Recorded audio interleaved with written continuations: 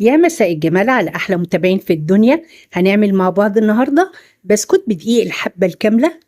وبكوبايتين دقيق الحبة الكاملة هنعمل 27 قطعة بسكوت.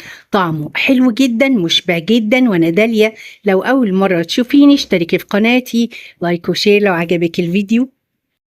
ولو حبك للحلويات والحاجات المسكرة بيبوظ لك أي دايت، جربي البسكوت بدقيق الحبة الكاملة كسناك بين الوجبات. خدي منه واحدة، هيشجعك تكملي في الدايت بتاعك بدون حرمان من الحلويات والحاجات المسكرة. والتجهيز وصفتنا: في بولة ناشفة ونظيفة هبدأ أضيف المواد الجافة 2 كوب معياري من دقيق الحبة الكاملة، وهضيف لهم رشة من الملح، نص معلقة صغيرة من البيكنج باودر، نص معلقة صغيرة من البيكنج صودا، ونص معلقة صغيرة من القرفة. والقرفة هنا بتديله ريحة ونكهة حلوة جدا. هقلب كل المكونات الجافة مع بعض.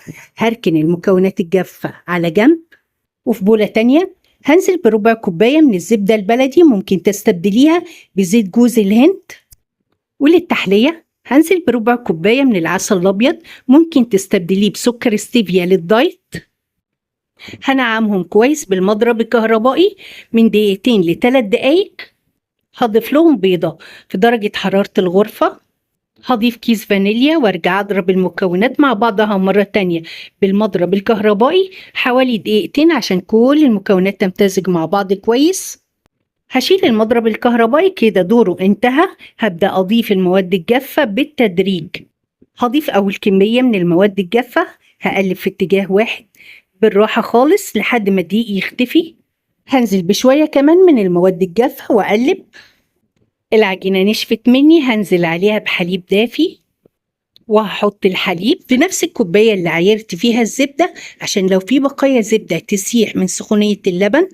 هضيف أول ربع كوباية حليب للعجينة، وبالمعلقة هقلب كويس لحد ما العجينة تشرب ربع كوباية الحليب اللي ضفتها. هضيف آخر كمية من المواد الجافة موجودة عندي، يبقى أنا كده ضفت المواد الجافة على 3 مرات. هضيف ربع كوباية من الحليب، وهقلب كويس لحد ما الدقيق يشرب ربع كوباية الحليب اللي ضفتها. وكمية الحليب اللي هتضيفيها بتختلف على حسب نوع دقيق الحبة الكاملة اللي بتستخدميه. وأنا هنا احتاجت نص كوباية من الحليب الدافي. في أنواع تانية الدقيق بيشرب الحليب أكتر، هتحتاجي معلقتين كبار فوق النص كوباية حليب. ببدأ ألم العجينة بإيدي. أنا هنا مش بعجن خالص، أنا مجرد بلم العجينة بإيدي ولم الدقيق اللي على جوانب البولة. هحط العجينة في البولة وأغطيها بستريتش وأحطها في التلاجة ترتاح لمدة ساعة. وبعد ساعة العجينة متماسكة، أقدر أشكلها بمنتهى السهولة. وعلى مفرش سيليكون أو رخامة المطبخ هدي رشة من الدقيق عشان أبدأ أشكل العجينة.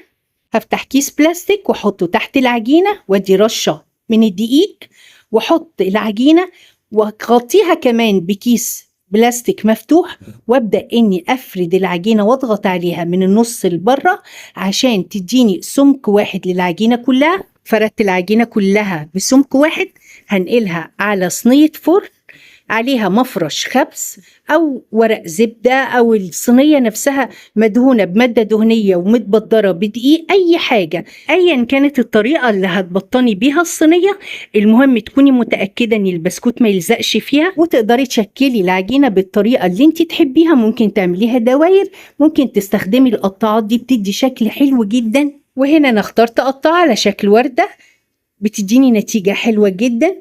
بلم العجينة اللي بين كل وردة والتانية وافردها مرة تانية واشكلها. هجهز العجينة كلها بنفس الطريقة، وبالشوكة هعمل فتحات في كل بسكوتة عشان ما تتنفخش معايا، لان جمال البسكوت ده ان هو يكون رفيع شوية فيبقى طري من جوه، ومن بره يبقى مقرمش حاجة بسيطة. وفي فرن سخن على درجة حرارة 180، الرف الأوسط، النار شغالة من تحت بس.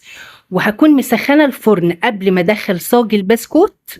هسيبه من 5 ل7 دقايق، مش اكتر من كده. تسوية ممتازة، ما تزوديش عن 7 دقايق. هتطلعيه من الفرن وتسيبيه لحد ما يهدى وتقدري تمسكيه بايديكي.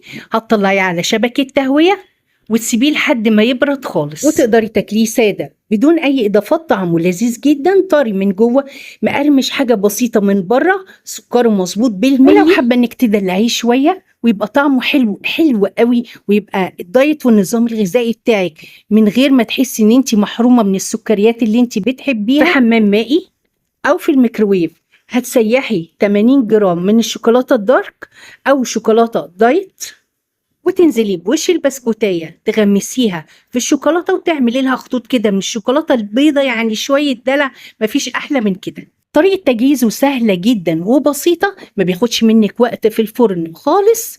بصوا بقى على التسوية والجمال، طري من جوه، مقرمش، حاجة بسيطة خالص من بره، مشبع جدا. والناس اللي كانت بتبوظ الدايت لانها مش قادره تبعد عن الحلويات، واحده بس هتديكي احساس ان انت كلتي حاجه مسكره، هيساعدك تكملي في الدايت بتاعك بدون حرمان. ومن بيضه وكوبايتين دقيق عملنا 27 قطعه، بحطه في علبة واحطه في التلاجة عشان الجو حر، واخد منه كل يوم واحدة او 2 بالكتير جدا. ولو طلع مصيف اعملي منه كمية وخديه معاكي، صدقيني هيظبط لك الشهية بتاعتك كويس جدا. جربيه، صدقيني صدقيني هيعجبك، لاني انا ادمنته. قبل ما بيخلص بعمل كمية تانية، وطريقته سهلة وبسيطة، ما بيحتاجش عجن خالص، مجرد ان انت في الاخر بتلمي العجينة بايدك. جربيه هيعجبك، وبألف هنا وشفا.